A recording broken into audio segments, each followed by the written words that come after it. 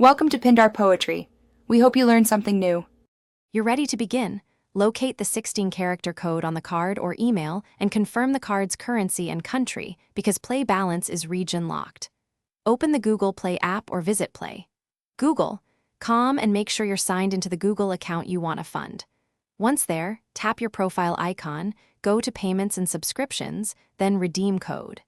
This first action ties the funds to a specific account immediately, so double-check the account before entering the code. Now type or paste the 16-character code exactly, watching for similar characters like O versus 0 and I versus 1, because mistypes cause rejections. After submitting, Google will confirm the dollar amount added to your Play balance. Make sure it appears under Payment Methods or your account balance.